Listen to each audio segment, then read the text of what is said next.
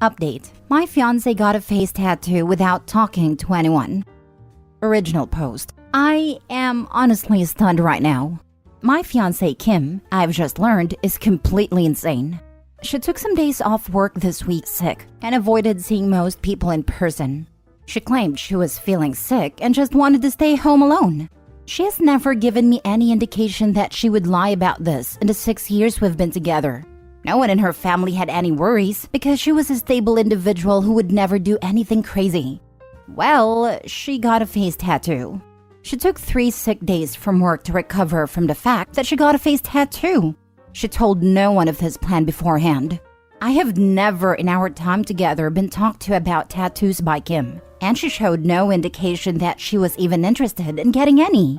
I was not even the first to learn. Her sister visited her because she got worried after Kim canceled meeting with her for lunch on her 3rd day sick and got a grand reveal. She didn't tell anyone beforehand because she didn't want to be talked out of it, and hid the results because the swelling and redness were so bad that we would react badly and not be able to understand the artistic meaning. Kim is Asian American, and she got Japanese symbols going down her forehead and under her eye. I don't know the meaning of them. I don't really know if I care to know the meaning of them. Kim's parents are Japanese immigrants, and according to her sister, who was nice enough to inform me of this whole debacle, this is a big no-no in Japanese culture. Tattoos have links to crime and are looked down upon. Her parents are beside themselves, and that is a whole other set of drama I can't even begin to approach.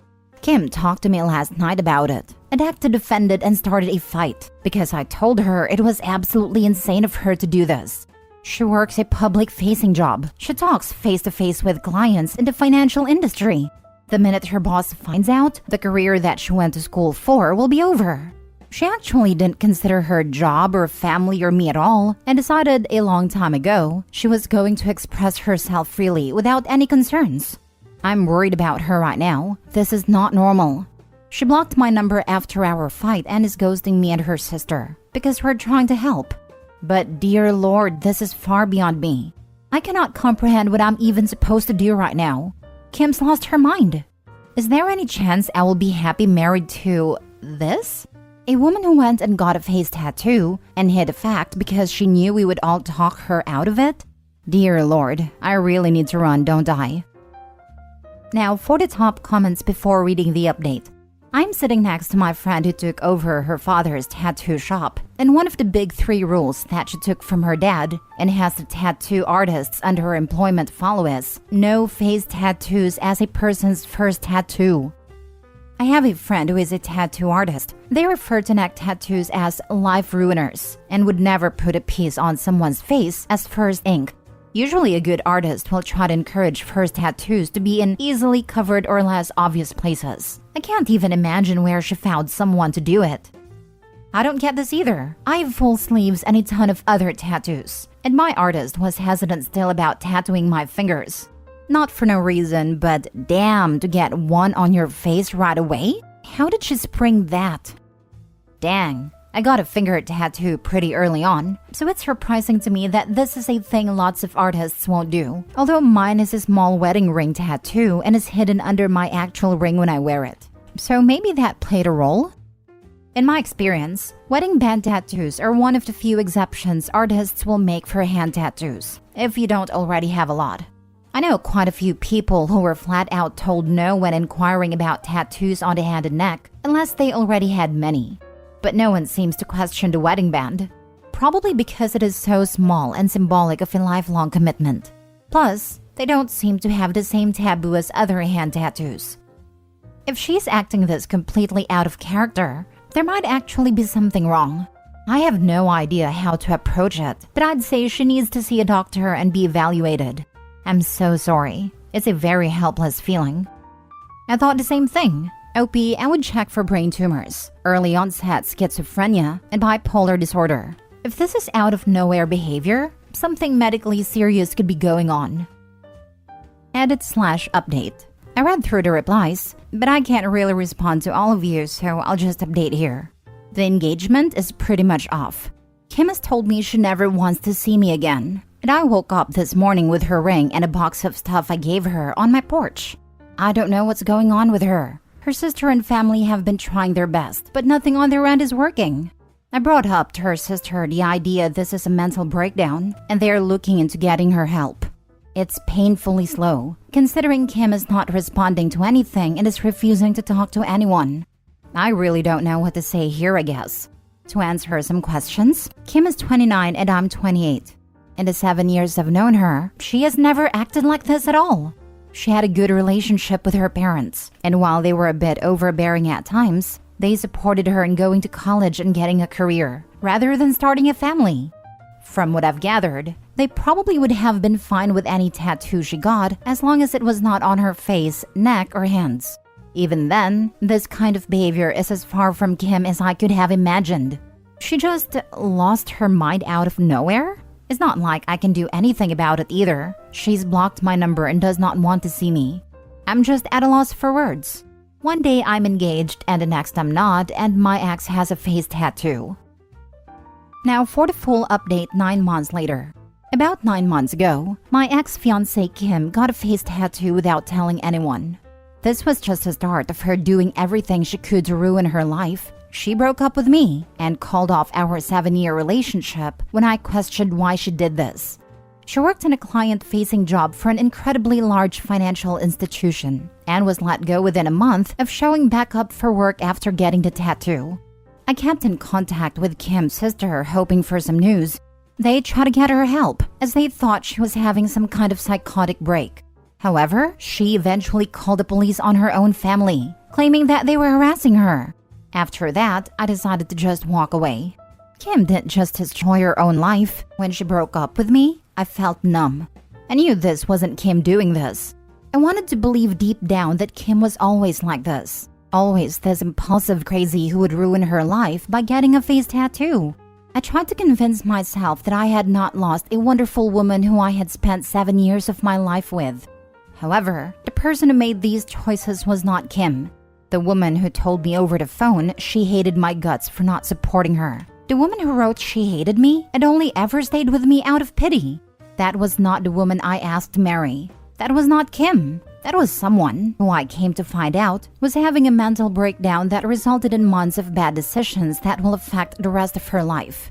The day I walked away and told her sister I could not deal with it anymore was the worst day of my life. It hit me like a train. The numbness and denial of what I lost hit me all at once. I almost quit my own job and moved back home to my parents. I can only thank my boss for being so understanding that she let me take 4 weeks off to deal with what happened.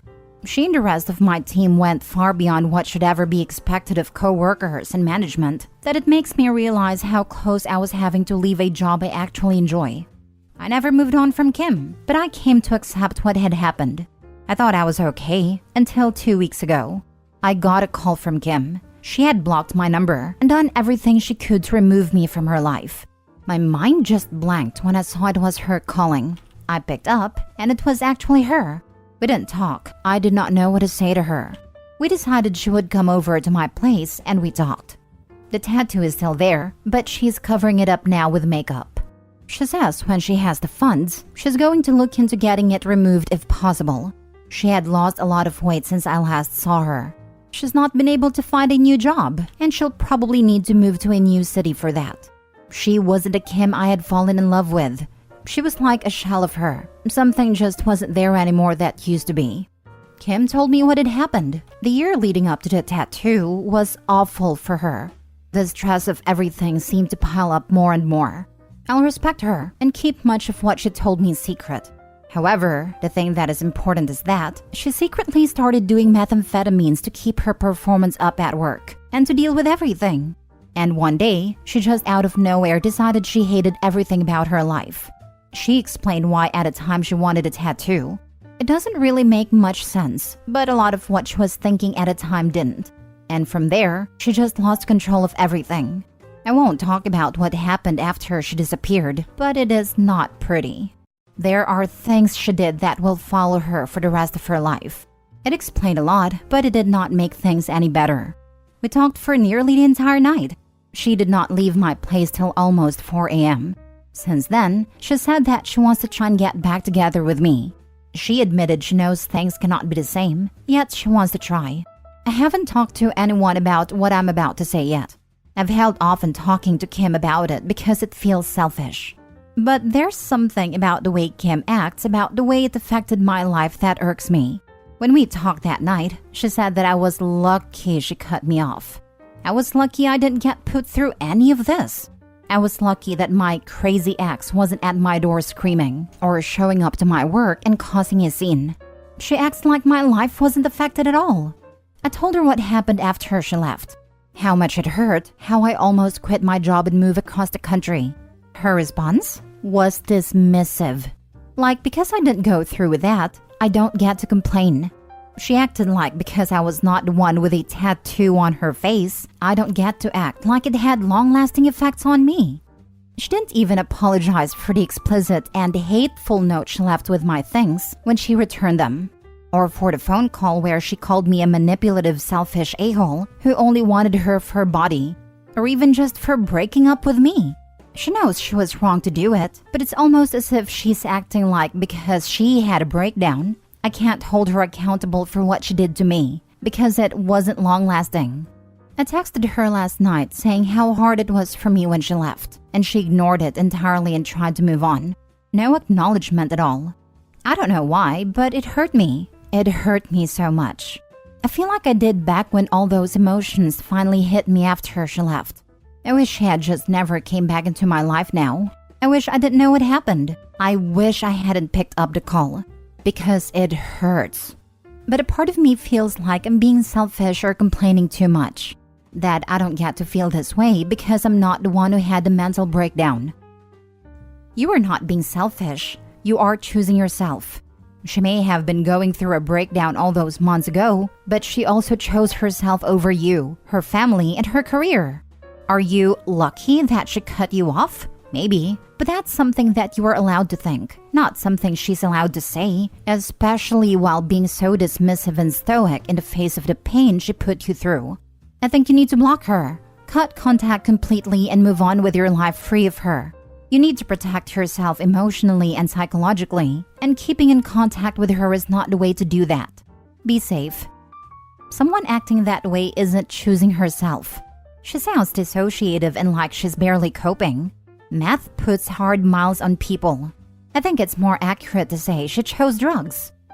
That's very true. Perhaps it wasn't so much she chose drugs, but rather they stole her, her loved ones, her livelihood, and her life. But hopefully not all her life. While she clearly needs professional help and support, I don't think that OP should be the one to provide that. For both their sakes. Cut her off again. She thinks she's entitled to a relationship because she suffered a breakdown? She thinks she's deserving of a second chance, but she's not worthy of it because all she's ever been to you in the last year is a bloody migraine. So it's still just all about her. Never mind the hell you went through. It sounds like your gut is telling you not to get back with her. I agree with your gut. She had so many opportunities to make a better decision every step of the way. She had so many chances to let you in and get the support she needed, but she didn't. She let you drown with her, and now she's acting like she somehow spared you from what she went through? Your ex has a really long way to go before she can be in a relationship again with anybody. My friend is mad at me for rejecting her boyfriend in the past. So I, 20 female, have been single for quite some time now, and am now actively dating. I sometimes post on my stories or share relatable memes about wanting a relationship or I'm so lonely.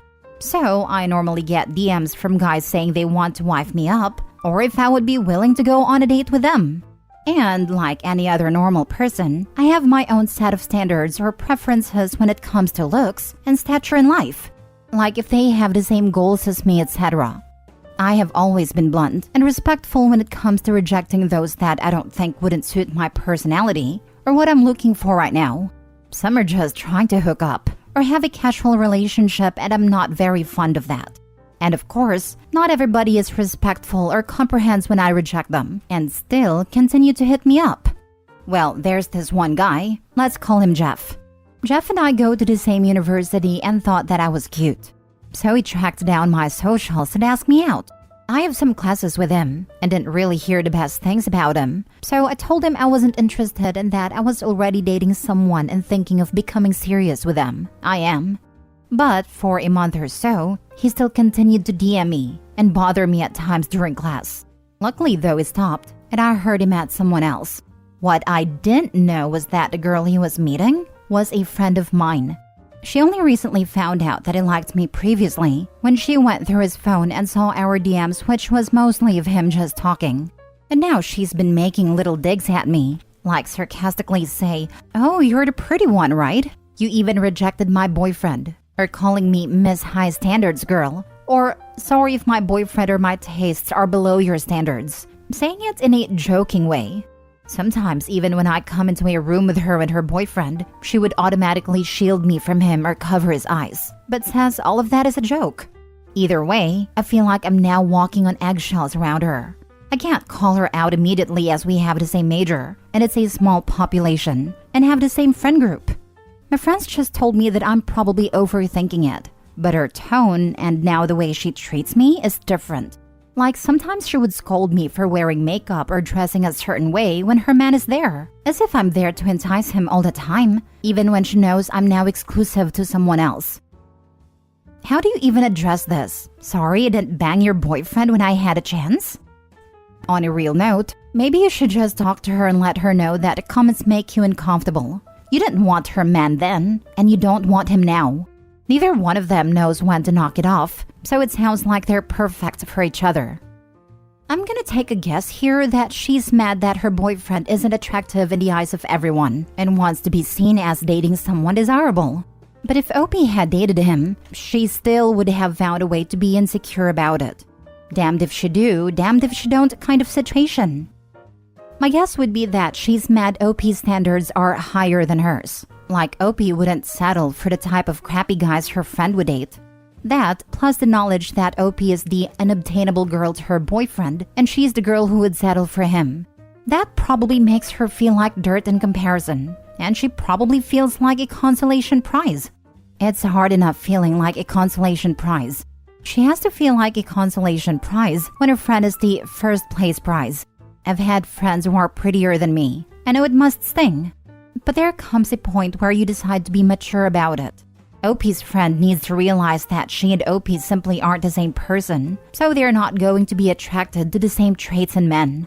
They could even end up attracted to the same man, but for completely different reasons.